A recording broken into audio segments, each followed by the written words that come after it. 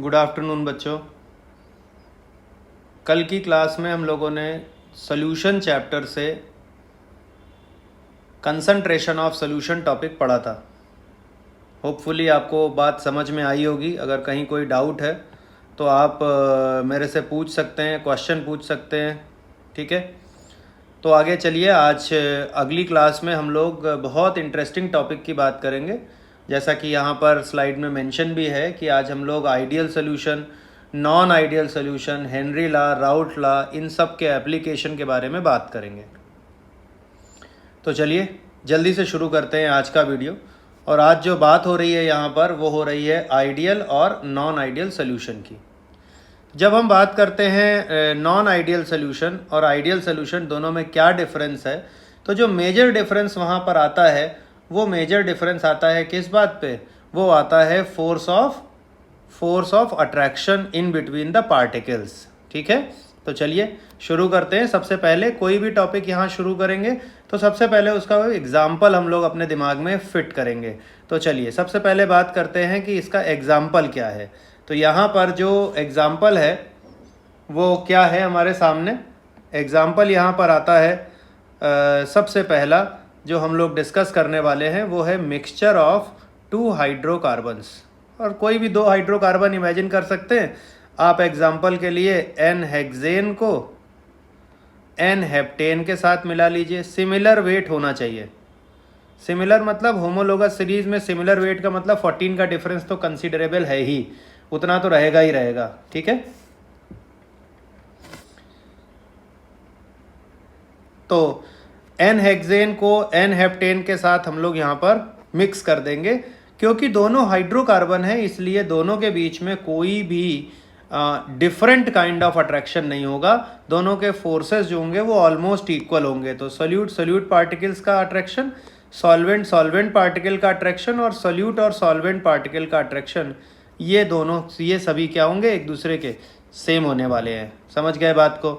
ठीक है, अब क्योंकि फोर्स ऑफ अट्रैक्शन सेम है, फोर्स ऑफ अट्रैक्शन सेम होने की वजह से जो इंटरमॉलिक्यूलर स्पेसिंग है उस पर भी कोई अट्रैक्शन, कोई डिफरेंस नहीं आएगा। पार्टिकल चाहे प्योर स्टेट में हो चाहे सॉल्यूशन में हो, दोनों ही केस में जो इंटरमॉलिक्यूलर फोर्स ऑफ अट्रैक्शन है वो सेम रहने वाला है। और अगर सेम रहेगा तो फिर वॉल्यूम में भी कोई चेंज नहीं आएगा। यहाँ पर आपको ये बात समझ लेना चाहिए कि जब मैं लिखता हूँ डेल्टा वी मिक्स, तो डेल्टा वी मिक्स का क्या मतलब है? इसका सीधा मतलब है कि volume observed minus volume calculated. Volume observed minus volume calculated. अब इन दोनों को जरा ध्यान से समझ लीजिए। वॉल्यूम ऑब्जर्व्ड का मतलब है कि आप 3 मेजरिंग सिलेंडर लीजिए जिसमें से 2 जो हैं वो भरे हुए हैं, कुछ ml पानी है, 10 ml ले लीजिए, और तीसरा वाला एकदम एम्प्टी है। ठीक है, मेजरिंग सिलेंडर में कैलिब्रेशंस बने होते हैं जहाँ पे हम रीड करके बता सकते हैं कि कितना वॉल्यूम है। अब एक एक करके दोनों लिक्विड को जो एम्प्टी वाला मेजरिंग सिलेंडर है उसमें डाल दीजिए और रीडिंग पढ़ लीजिए। ये ऑब्जर्व्ड कैलकुलेशन है। और अगर मैंने कहा 10 ml और 10 ml मिक्स कर रहे हैं तो आपने थ्योरेटिकली तुरंत बता दिया कि सर ये तो मिल करके 20 ml होगा, तो ये मैथमेटिकल है यानी कैलकुलेटेड है। ठीक है, तो यहाँ पर क्या होगा कि जो V मिक्स आएगा वो 0 आने वाला है। इसका मतलब V कैलकुलेटेड और V ऑब्जर्व्ड ये बिल्कुल सेम आएंगे, तभी हम इसको कहेंगे कि ये आइडियल सोल्यूशन है। Is that clear? अगला वाला जो पॉइंट है वो काफ़ी आसान है। शुरू से आप पढ़ रहे हो कि सॉल्यूशन का फॉर्मेशन एक फिजिकल चेंज है और फिजिकल चेंज होने की वजह से यहाँ पर कोई भी हीट इवॉल्व या एब्जॉर्ब नहीं होगी, इसलिए आइडियल सोल्यूशन में। और वैसे भी फोर्स ऑफ अट्रैक्शन सबके सेम है इसलिए डेल्टा एच की वैल्यू यहाँ पे 0 रहेगी। और ये वाला जो पॉइंट है ये रिलेटेड है राउल्ट लॉ से। और राउल्ट लॉ अभी आज की क्लास में हम लोग डिटेल में पढ़ने वाले हैं। पहले अभी आप ये समझ लीजिए कि अगर आपके पास कोई वोलेटाइल लिक्विड है तो वो वेपर्स क्रिएट करेगा, और उसने जो वेपर्स क्रिएट करी हैं वो कुछ प्रेशर भी क्रिएट करेंगी। अब प्रेशर के 2 तरीके निकाल लेंगे। एक तरीका है हम कैलकुलेशन कर सकते हैं, राउल्ट लॉ लगा सकते हैं, और दूसरा तरीका ये है कि हम कोई इंस्ट्रूमेंट लगा करके उस प्रेशर को रीड कर लें। तो यहाँ जो लिखा है लेफ्ट साइड में PA वो एक्चुअली ऑब्जर्व्ड है, और राइट साइड में जो लिखा हुआ है x से PA नॉट वो कैलकुलेटेड है। इसका मतलब कैलकुलेटेड वेपर प्रेशर और कैलकुलेटेड वेपर प्रेशर और ऑब्जर्व वेपर प्रेशर भी यहाँ पे सेम आता है। तो ये होते हैं हमारे आइडियल सोल्यूशन। अब हम बात कर रहे हैं नॉन आइडियल सोल्यूशन की। तो नॉन आइडियल सोल्यूशन की क्या कंडीशन है?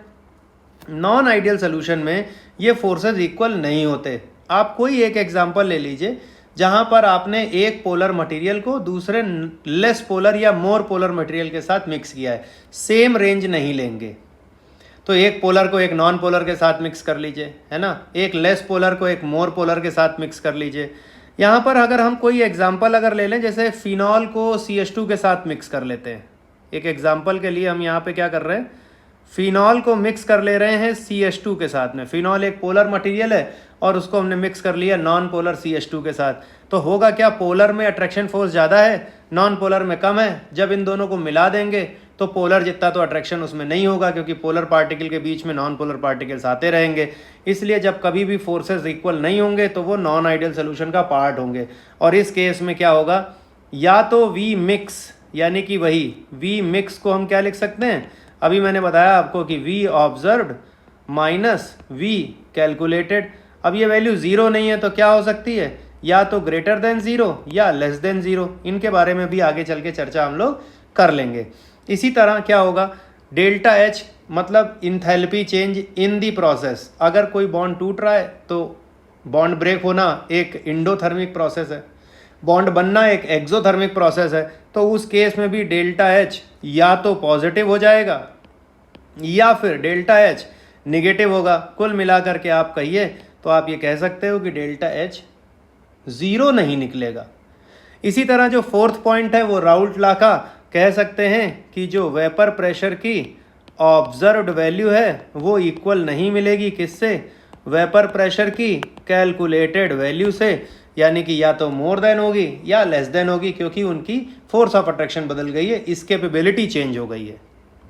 उम्मीद करता हूँ ये डिफरेंसेस आपको क्लियर हुए हैं। NCERT में इनके और भी एग्जांपल्स दिए हैं, उनको ज़रूर रेफ़र कर लीजिएगा। Those are really very important. ठीक है, चलिए आगे चलते हैं। और अब बात आ रही है किसकी, हमारे पास बात आ रही है पॉजिटिव और negative deviation from ideal behaviour. इसका मतलब ये क्या है, ये दोनों ही नॉन आइडियल सोल्यूशन के टाइप हैं। दोनों ही किसके टाइप हैं, नॉन आइडियल सोल्यूशन के। तो अब फोर्स ऑफ अट्रैक्शन में क्या क्या डिफरेंसेस हैं, इसको समझने के लिए सबसे पहले यहाँ पर एक एग्जाम्पल पर फोकस करिए। इथेनॉल को वाटर के साथ मिक्स किया है, दोनों में OH ग्रुप होता है।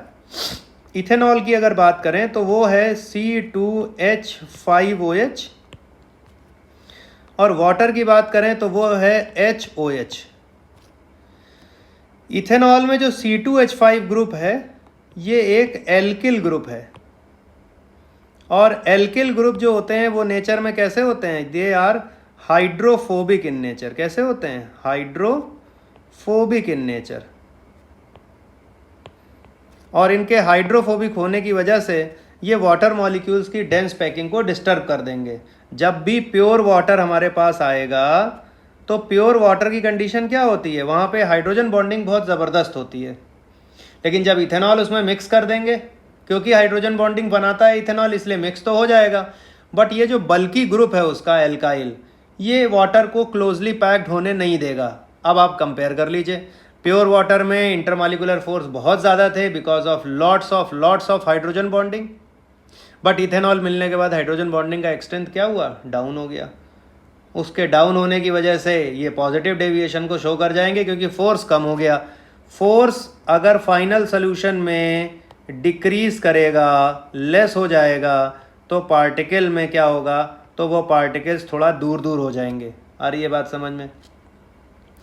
ऑन द अदर हैंड, अगर कभी फोर्स बढ़ जाए, तो फोर्स अगर कभी लार्ज हो जाए, इंक्रीज कर जाए, तो क्या होगा, अगर लार्ज फोर्स होगा तो उस केस में क्या होने वाला है, फोर्स बढ़ जाएगा, जिससे इंटरमॉलिक्यूलर स्पेसिंग क्या होगी, फोर्स बढ़ने से क्या होती है, कम हो जाती है। तो इंटरमॉलिक्यूलर स्पेसिंग कम हो जाएगी, और स्पेसिंग कम होने से क्या होगा, पार्टिकल्स टाइटली पैक्ड होंगे।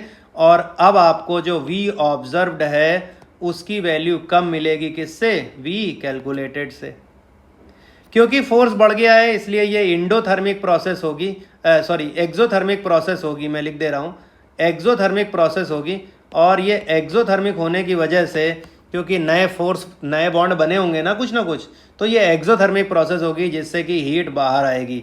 इस पे भी क्वेश्चन बनाते हैं कि दो लिक्विड मिक्स किए और उसके बाद वो हीट प्रोड्यूस कर रहे हैं, बताइए कौन से टाइप का सोल्यूशन हो सकता है। नीचे 4 ऑप्शन दिए हुए हैं सोल्यूशन के। एक और बात है, अगर फोर्स बढ़ गया है तो फिर जो वी ऑब्जर्व है इस कैपेबिलिटी या वेपर प्रेशर है वो कम हो जाएगा। कहाँ से? कैलकुलेटेड वेपर प्रेशर से। एग्जाम्पल के लिए हम यहाँ पर एसीटोन और क्लोरोफॉर्म को इमेजिन कर सकते हैं। एसीटोन का मॉलिक्यूल ऐसा है, एसीटोन का मॉलिक्यूल COCH3 वाला है, और क्लोरोफॉर्म भी बहुत माइल्डली एसिडिक होता है। तो यहाँ पर अगर आप देखेंगे तो मैं यहाँ पर 3 Cl बना दे रहा हूँ।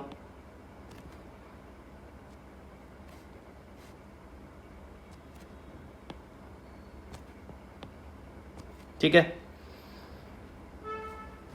तो यहाँ पर क्या होगा? Because of the electron withdrawing character of Cl group, ये डाइपोल्स कुछ इस तरीके से होंगे कि हाइड्रोजन के ऊपर कुछ पॉजिटिव चार्ज जनरेट हो जाएगा, और इसी वजह से ये हाइड्रोजन और ऑक्सीजन के बीच में क्या होगा? एक हाइड्रोजन बॉन्डिंग फॉर्म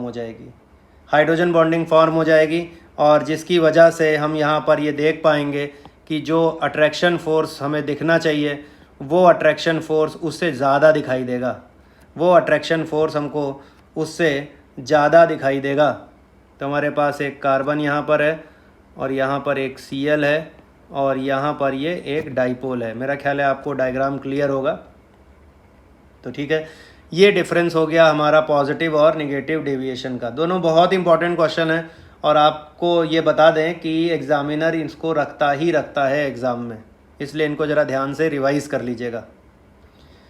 अब बहुत इंपॉर्टेंट टॉपिक आ रहा है, और इसके लिए तो आई मस्ट से कि ये एग्ज़ाम में आ ही जाता है, एजियोट्रॉपिक मिक्सचर। देखिए, एजियोट्रॉपिक एक लैटिन वर्ड है और इसका मतलब होता है कांस्टेंट बॉइलिंग मिक्सचर।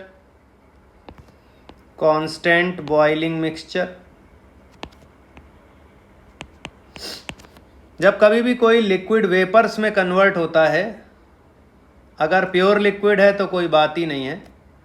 अगर हमारे पास कोई लिक्विड यहाँ पर है और लिक्विड में लिक्विड मिक्सचर है, यानी एक से ज़्यादा मटेरियल है, और ये जब वेपर्स में बनता है तो जनरली ये जो वेपर्स बनती हैं इनके अंदर कॉम्पोजिशन बदल जाया करता है। वेपर्स का भी मिक्सचर बनेगा, और याद रखिएगा दोनों के कॉम्पोजिशन जो हैं वो डिफरेंट होते हैं। लेकिन एजियोट्रॉपिक एक वो सिचुएशन होती है जहाँ पे लिक्विड मिक्सचर बॉयल करने के बाद लिक्विड मिक्सचर बॉइलिंग पर कॉम्पोजिशन को चेंज नहीं करते, यानी जो कॉम्पोजिशन उसका लिक्विड फेज में है वही कॉम्पोजिशन उसका वेपर फेज में भी मिलता है। आप इन शॉर्ट ये कह सकते हैं कि ये एक कंपाउंड की तरह बिहेव करने लगता है। जो कॉम्पोजिशन लिक्विड मिक्सचर में है वही कॉम्पोजिशन वेपर फेज में होता है।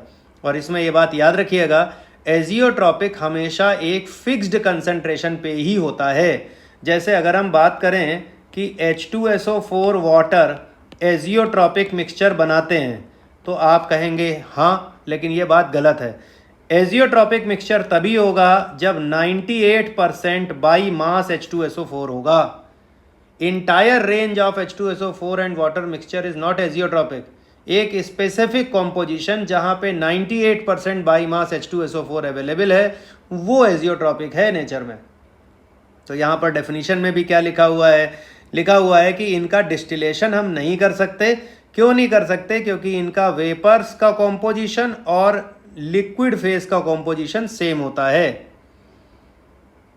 ठीक है, इसलिए इनका डिस्टिलेशन नहीं होता। तो ये दो बातें याद रखेंगे, और ये दो टाइप के होते हैं, एक मैक्सिमम बॉइलिंग एजियोट्रॉप और दूसरे होते हैं मिनिमम बॉइलिंग एजियोट्रॉप। अगर हम बात करें इनके लिए कुछ ग्राफ ड्रॉ करके फेज डायग्राम बना सकें तो ज़रा देखिए कैसे बनेगा। यहाँ पर अगर हम बात करते हैं वेपर प्रेशर की और मोल फ्रैक्शन की, वेपर प्रेशर और मोल फ्रैक्शन की, तो होता ये है कि जो एजियोट्रॉपिक मिक्सचर है उसका जो एक सर्टेन कंपोजिशन के ऊपर, देख पा रहे हैं ये कंपोजिशन है एजियोट्रॉपिक वाला जो सेंटर लाइन मैंने खींची है। उसका वेपर प्रेशर एक्सेप्शनली हाई है।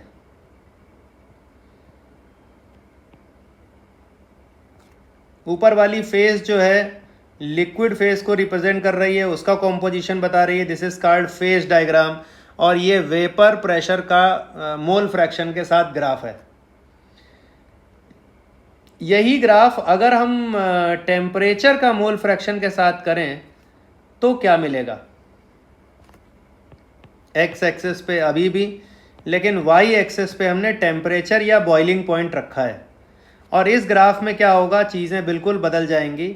जो हाईएस्ट वेपर प्रेशर है वो लोएस्ट पहुंच जाएगा, जो लोएस्ट वेपर प्रेशर है उसका बॉइलिंग पॉइंट हाईएस्ट हो जाएगा और दूसरे वाले का बीच में। और इस तरीके से हम इस ग्राफ को क्या कर पाएंगे, यहाँ से ड्रॉ कर लेंगे। ऊपर वाली फेज जो है वो वेपर की है और नीचे वाली लिक्विड फेज है। और ये दोनों ही ग्राफ जो हैं वो मिनिमम बॉइलिंग एजियोट्रॉप के हैं। मिनिमम बॉइलिंग एजियोट्रॉप, ये वाले दोनों ग्राफ। और इसी तरह मैक्सिमम बॉइलिंग पे अगर जाएंगे तो जो एजियोट्रॉपिक मिक्सचर है उसका बॉइलिंग पॉइंट क्या होगा, वो हाई हो जाएगा। तो पहले ज़रा वेपर प्रेशर का मोल फ्रैक्शन के साथ ग्राफ ड्रॉ कर लेते हैं। और इस बार ये ग्राफ कैसा होगा, इस बार इस ग्राफ में जो वेपर प्रेशर है एजियोट्रॉपिक मिक्सचर का वो मिनिमम होगा। लेवल्स का ध्यान दीजिएगा, पॉइंट्स का ध्यान दीजिएगा, कौन सा कहाँ की तरफ बन रहा है। ऊपर की तरफ लिक्विड, नीचे की तरफ वेपर फेज की बात हो रही है।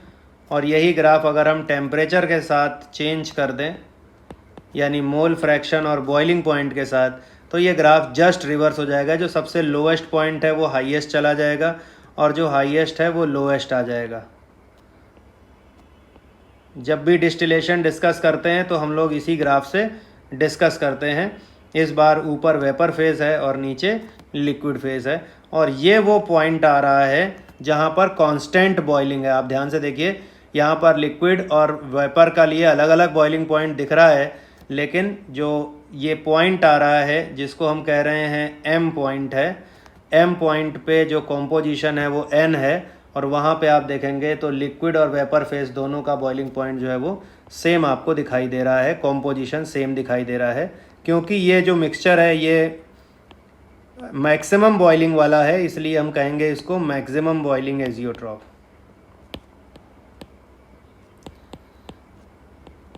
बहुत कंफ्यूज मत होइएगा। जब कभी भी हमको एग्जाम्पल ढूंढने होंगे तो ध्यान रखिएगा, यहाँ पर अगर हम मिनिमम बॉइलिंग एजियोट्रॉप की बात करें तो जो एजियोट्रॉपिक मिक्सचर है उसका वेपर प्रेशर हाईएस्ट है, वेपर प्रेशर हाई है। और वेपर प्रेशर हाई किसका होता है, पॉजिटिव डेविएशन का। इसलिए ये वाला जो ग्राफ बनेगा एजियोट्रॉपिक मिक्सचर वो हमेशा राउल्ट लॉ से पॉजिटिव डेविएशन शो करेंगे। और यहाँ पर अगर हम बात करें जहाँ पर वेपर प्रेशर लो है, और लो वेपर प्रेशर किसका होता है आपको पता है, उन्हीं का होता है जो निगेटिव डेविएशन शो करते हैं। तो यहाँ पे निगेटिव डेविएशन होने वाला है। उम्मीद करता हूँ आपको बात समझ में आ गई होगी। एजियोट्रॉपिक मिक्सचर क्लियर हो गया। अब आइए बात कर रहे हैं, अगला टॉपिक है जिसको कहेंगे हम हेनरी लॉ। हेनरी लॉ क्या कहता है, हेनरी लॉ जो रिलेटेड है, हेनरी लॉ जो रिलेटेड है वो रिलेटेड है किससे, सॉल्युबिलिटी ऑफ गैस से, सॉल्युबिलिटी ऑफ गैस से ये रिलेटेड है। और ये लॉ क्या कहता है आइए ज़रा बात कर लेते हैं। इस लॉ का सीधा स्टेटमेंट है कि at given temperature, at given temperature, at given temperature for fixed mass of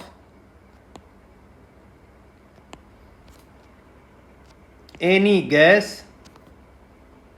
for fixed mass of any solvent, the solubility of gas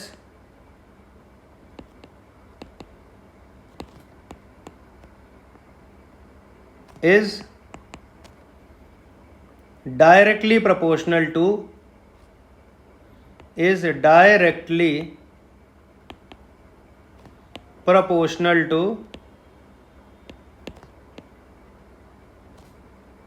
partial pressure।